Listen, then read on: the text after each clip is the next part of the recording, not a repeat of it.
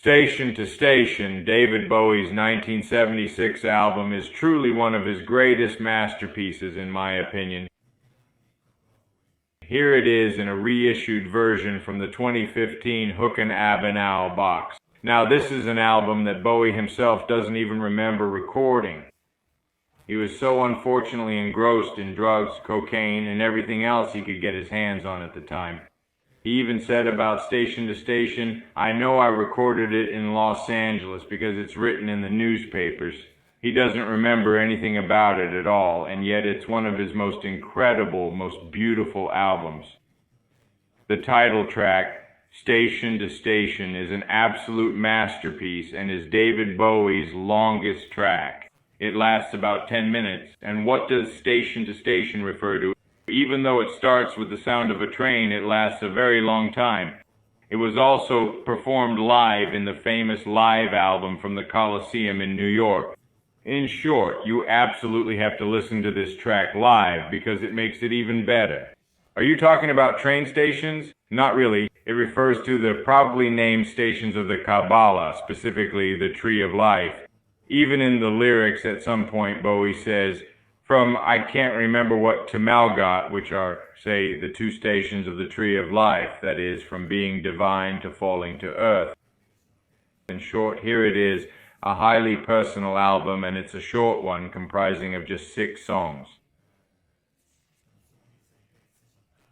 There's the very famous Golden Ears, Word on a Wing, which is very intimate, entirely a discourse on the relationship with God.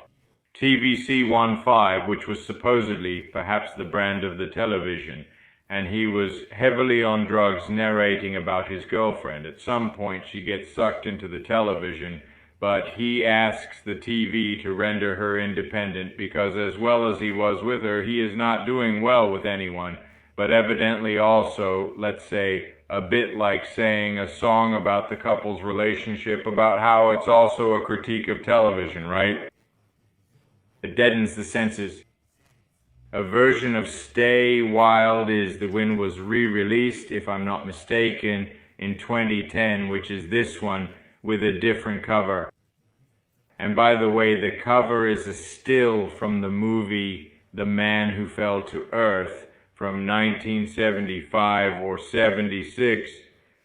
75, I think the year before Nicolas Roeg, where he played this alien who fell to Earth and tries to return to his planet, and that, let's say, while Bob was also shooting this film anyway, those were his years when he was in Philadelphia exploring soul music anyway. The year before, in 75, Young Americans was released, which is also one of his, in my opinion, best albums, where there are a lot of, let's say, mixtures of different musical genres. Anyway, this is an album that's truly worth listening to, worth taking in, because it's one of Bowie's best albums, one of his most intimate, with wonderful artwork, but then again, so are all of David Bowie's albums. This is an album from the post-glam period. Obviously, we're not in 72, 73 anymore. When there was Ziggy Stardust, when there was Aladdin Sane, here there is a Bowie who shows up for live performances where he brings out all his interpretive ability like a real stage animal. Unfortunately, it must be said that these years were the worst years of Bowie's personal life because he was hooked on drugs, and cocaine is even mentioned in the title track. In Station to Station, therefore, in short, we're talking about years that were absolutely difficult for him to face, and during which he was completely lost. So much so that to detox he changes cities for the umpteenth time, and from the years in Philadelphia to Los Angeles, obviously after the years of English glam, he moves back to Europe and relocates to Berlin. A Berlin where he detoxes and where he will then create the famous Berlin trilogy, which is made up of the super famous albums Low, Heroes, and Lodger, which we might see in another video.